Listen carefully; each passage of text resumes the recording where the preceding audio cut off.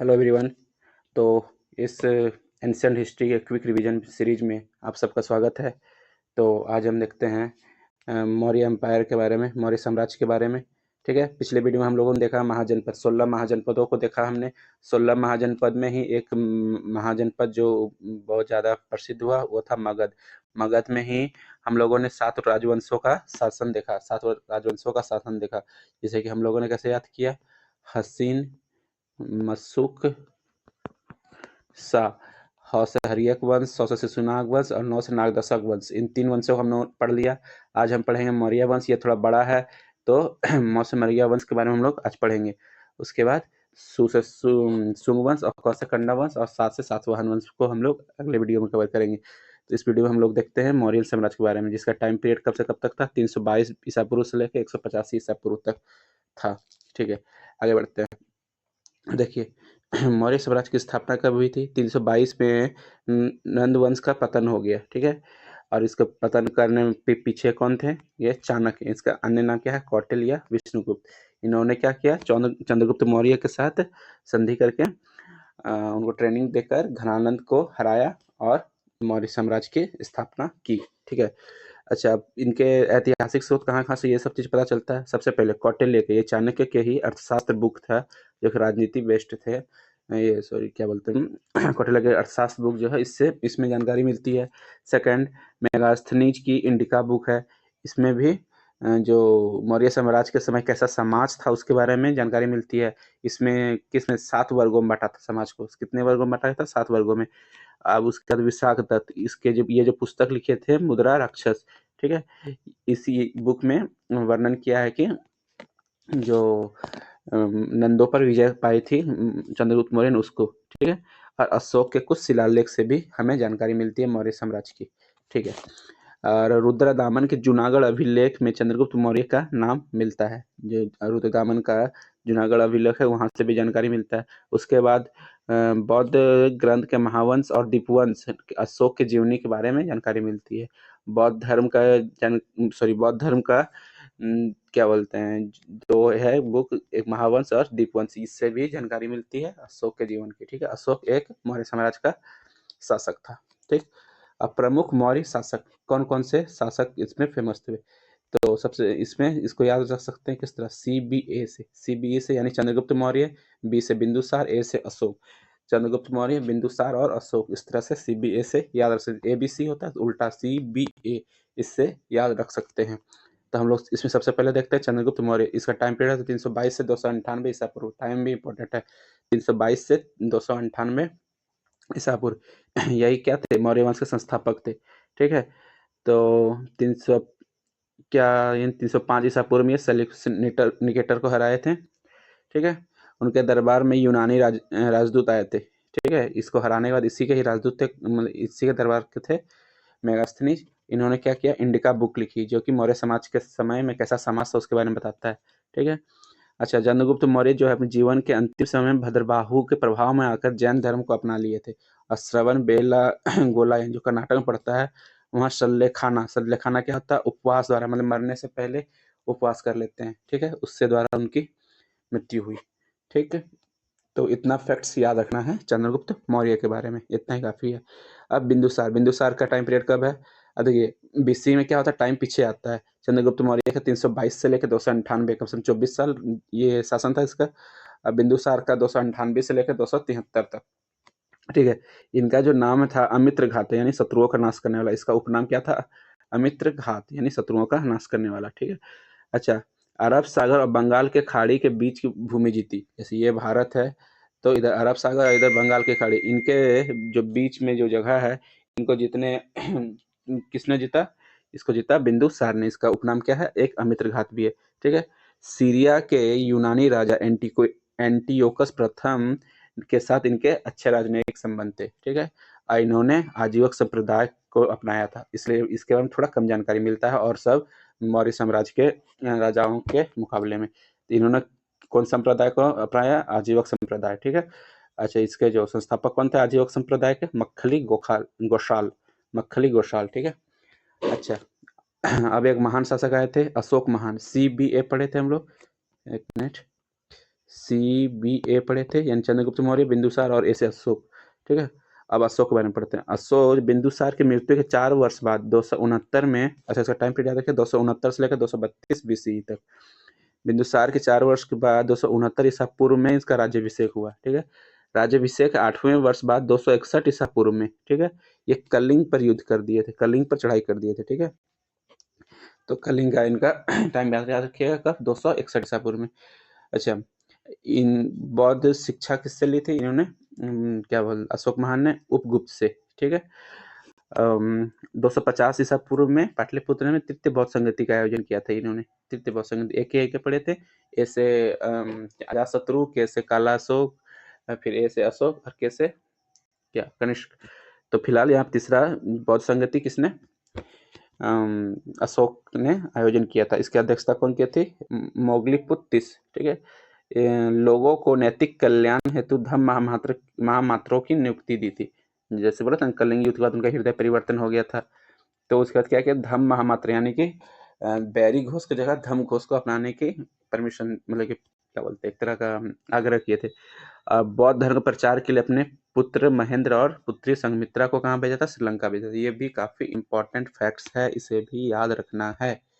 ठीक है, अच्छा, जब ये कलिंग पे आक्रमण किए थे उस टाइम कलिंग के राजा कौन थे, वो कलिंग के राजा थे अनंत पद्मनाभन, ये भी नाम याद रखना है।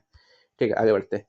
आगे, अशोक के शिलालेख एवं लिपियां। अशोक बहुत सारे शिलालेख लिखवाए थे, उनमें कौन कौन सी लिपि यूज हुआ था उनको देखते हैं। कि भाषा और लिपि, अधिकांश शिलालेख प्राकृत भाषा और ब्राह्मी लिपि में लिखी हुई थी। ठीक है, प्राकृत भाषा की लिपि क्या थी, ब्राह्मी होती है। जैसे हमारी हिंदी भाषा की लिपि क्या है, देवनागरी लिपि, इंग्लिश के रोमन है, उसी तरह प्राकृत भाषा कौन सी लिपि में लिखी जाती है, ब्राह्मी लिपि में लिखी जाती है, जो कि अशोक के शिलालेख में काफी ज्यादा यूज हुआ था।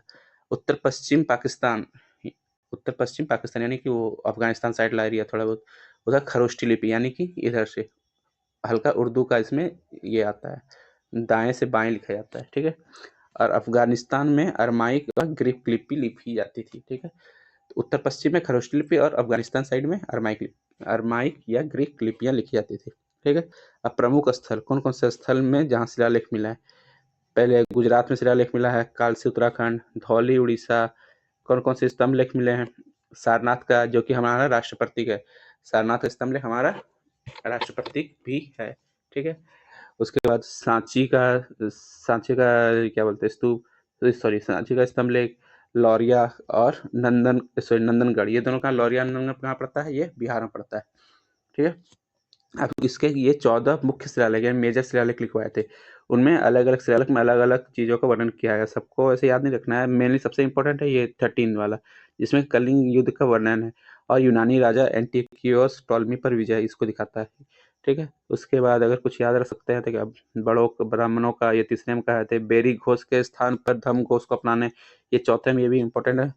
ठीक है, और धम्म महामात्रों के कर्तव्य, इसके भी बाकी पढ़ लीजिएगा। ठीक है, अब मौर्य प्रशासन में, मौर्य समाज में कैसा प्रशासन था और अर्थव्यवस्था कैसी थी, तो केंद्रीय प्रशासन कैसा था, तो राजा जो थे वो सेना, न्याय और कार्यकारिणी का सर्वोच्च प्रमुख था। ठीक है, वो प्रमुख था, जैसे कि अभी मान लीजिए कि मोदी जी है, वो हमारे प्रमुख है। ठीक, और इनकी सहायता करने के लिए मंत्री परिषद होती है, जैसे गृह मंत्री हो गया, रक्षा मंत्री हो गया, इस तरह अलग अलग मंत्री परिषद होता था। ठीक है, सर्वोच्च अधिकारी को क्या कहते थे, तीर्थ कहते थे। जैसे मान लीजिए अभी रक्षा अधिकारी है, उसके सर्वोच्च को अधिकारी क्या कहते हैं, रक्षा मंत्री कहते हैं, तो उसमें क्या हो जाएगा, यहाँ पे तीर्थ कहते हैं, सर्वोच्च अधिकारी को तीर्थ कहते हैं। बस इतना याद रखना है। ये टोटल कितने थे, 18 थे। जैसे कि क्या क्या, पुरोहित, ये मुख्य सलाहकार थे, पुरोहित जो थे वो सलाह देने का मुख्य सलाहकार थे। ठीक है, और जैसे रक्षा यानी सेना का जो ये है, उसके लीडर यानी हेड को क्या कहते थे, सेनापति। ठीक, विभिन्न विभागों के जो प्रमुख होते थे उनको अध्यक्ष कहते थे। ये टोटल कितने थे, 27 थे। ये विभिन्न विभागों के अध्यक्ष थे, वो 27 थे। ठीक है, उनके अध्यक्ष कितने, उनके प्रमुख को क्या कहते थे, अध्यक्ष कहते थे, जो इनकी संख्या कितनी थी, 27 थी। जैसे कि वाणिज्य नियंत्रण, ठीक है, जैसे अभी वित्त मंत्री होते हैं, तो वाणिज्य नियंत्रण कौन थे, पन्याध्यक्ष। इसको कैसे याद रख सकते हैं, देखिए इसमें ये वाला 9 आ रहा है और इसमें भी देखिए आ रहा है। ठीक है, इससे याद रख सकते हैं। तो वाणिज्य नियंत्रक को पन्याध्यक्ष। अच्छा, सीता अध्यक्ष किसको बोलते थे, कृषि अध्यक्ष को। ठीक है, तो कृषि अध्यक्ष यानी सीता अध्यक्ष। अच्छा, पौत्वाध्यक्ष मतलब कि माप तौल अध्यक्ष, माप तौल का अध्यक्ष। तो इसे कैसे याद रख सकते हैं? देखिए इसमें डबल एकर आ रहा है, यहाँ माप तौल में भी डबल एकर आ रहा है, उससे याद रख सकते हैं। नवाध्यक्ष से जहाजानी, देखिए नव मतलब नेवी, आज जहाजानी मतलब कि पानी से रिलेटेड है, ठीक है। इस तक कुछ कुछ करके याद रख सकते हैं। 5 प्रांतों में बांटा था अपने विभाग को, ठीक है। उत्तरापथ यानी तक्षशिला, अवंती इसकी राजधानी थी, वहाँ मतलब क्या बोलते हैं सेंटर था वो उज्जैन, दक्षिणापथ की स्वर्णगिरी जो कि महाराष्ट्र पड़ता है, कलिंग ये तोसली, प्राच यानी केंद्र था पाटलिपुत्र, ठीक। अब जिले या ग्राम प्रशासन, देखो जिले को आहार या विषय में बांटा था, जिसका प्रमुख क्या होता था? प्रादेशिक होता था। जिले को आहार या विषय में बांटा था, जिसका प्रमुख क्या था? प्रादेशिक होता था, ठीक है। राजूक, राजू क्या काम करता था? भूमि माप और न्याय करता था। राजूक जैसे भी राजू का बोलते हैं, तो राजू क्या करता है? भूमि माप या न्याय करता था। और युक्त यानी ये राजस्व का संग्रह करते थे, यानी इकट्ठा करते थे। अच्छा देखिए, प्रशासन की सबसे छोटी इकाई ग्राम थी, ठीक है, जिसका प्रमुख क्या था? ग्रामीण। ये 10-15 गांव का जो हेड होता था उसको क्या बोलते थे? गोप कहते थे। गांव का प्रमुख, एक गांव का प्रमुख ग्रामीण, अब 10-15 गांवों का जो हेड होता था उसको गोप कहते थे, ठीक है। अब अर्थव्यवस्था कैसी थी और कर व्यवस्था कैसा था उस टाइम में? विशाल सेना के कारण अर्थव्यवस्था पर पूर्ण राज्य का नियंत्रण था। करों को भाग, वली और हिरण्य अलग अलग बांटा गया था। भाग में क्या होता था? मुख्य भूमि का उपज के 1/4 से लेकर 1/6 तक देना होता था, ठीक है। मुख्य कर मतलब उपज का 1/4 से 1/6 भाग में हो गया। बलि में क्या हो गया? धार्मिक या अतिरिक्त कर, धार्मिक या अतिरिक्त कर, ठीक है। इसका हिरण्य, हिरण्य क्या होगा? नकद, सोना या देकर, ठीक। आगे अच्छा, इस चांदी के सिक्के चलते थे, चांदी की मुद्रा चलते जिसको पंड कहते थे, और तांबे के सिक्के को मासिक कहते थे, ठीक है। व्यापारियों का एक संगठन था जिसको क्या कहते थे? श्रेणी या गिल्ड भी कहते थे, श्रेणी या गिल्ड भी कहते थे। अच्छा, न्याय व्यवस्था कैसा था? राजा ही क्या होता था? सर्वोच्च न्यायालय होता था, मतलब राजा ही कार्यपालिका, सर्व न्यायपालिका, विधायिका सब राजा ही होती थी, ठीक है, हेड उसका। अच्छा, 2 प्रकार की क्या अदालतें चलती थी, एक था धर्मस्थलीय और ये कंटक शोधनीय, अभी एनटीपीसी यूजी में ये क्वेश्चन आया था, ठीक है। धर्मस्थलीय और कंटक शोधनीय। धर्मस्थलीय कैसे होते थे? दीवानी अदालत, मतलब संपत्ति विवाह सबसे रिलेटेड को डील करता था। कंटक शोधनीय यानी फौजदारी अदालत, मतलब चोरी हत्या इस सब चीज को डील करता था। अब देखिए मौर्य समाज का पतन कैसे हो गया? 232 ईसा पूर्व आते आते अशोक की मृत्यु के बाद जो मौर्य समाज है वो पूर्वी और पश्चिमी 2 भागों में बट गया। इसके अंतिम शासक कौन थे? बृहद्रथ थे, जो कि काफी कमजोर थे। मौर्य वंश का अंतिम शासक बृहद्रथ थे, ठीक है। 185 ईसा पूर्व उसके प्रधान सेनापति, मतलब बृहद्रथ के ही सेनापति कौन थे? पुष्यमित्र सिंह। इन्होंने इसे हत्या कर दी और मौर्य वंश को खत्म कर दिया और शुंग वंश की स्थापना कर दी, ठीक है। अगले वीडियो में हम लोग देखेंगे शुंग वंश, और शुंग वंश के बाद कण्व वंश और क्या सातवाहना वंश, ठीक है।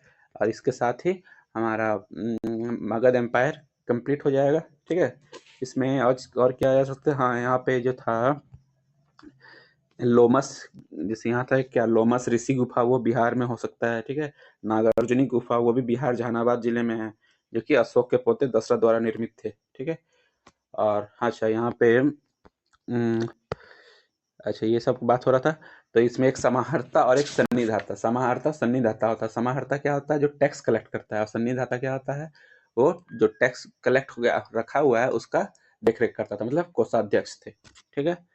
तो इतना मौर्य समाज के लिए, मौर्य एम्पायर के लिए इतना काफ़ी है, जो कि आपके आगामी परीक्षा के लिए काफ़ी इम्पोर्टेंट है। मिलते हैं अगले वीडियो में, तब तक के लिए बाय बाय। लाइक कर दीजिए, सब्सक्राइब कर दीजिए और सपोर्ट करते रहिए। Thank you, bye bye.